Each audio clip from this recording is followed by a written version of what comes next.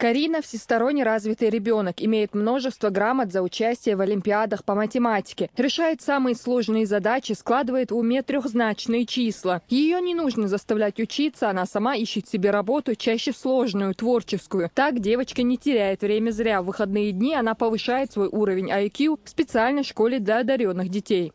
Там очень интересно, познавательно. Мне очень нравится. Я уже 3-й год посещаю эту школу с 7 класса. В школе выходного дня для одаренных детей при президентском лицее развивают ребенка с учетом его индивидуальных способностей. Здесь преподают ведущие ученые и специалисты образования республики, которые помогают ученикам развивать их талант, найти применение своим знаниям и способностям.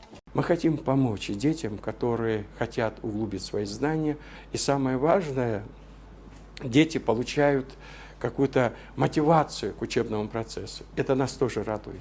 Категории детей, качественно отличающихся от своих сверстников, в республике уделяют особое внимание. Им выделяют стипендии и гранты. О поддержке талантов говорит и глава страны.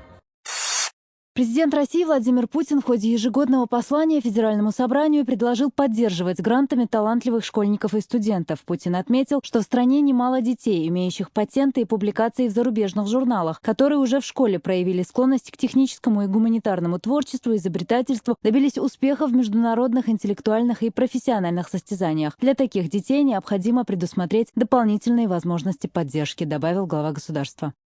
Такую практику, как и во всех других субъектах Российской Федерации, в общем-то, в республике будем использовать. И, естественно, при формировании бюджета на новый учебный год мы эту статью обязательно, статью расходов Министерства образования заложим.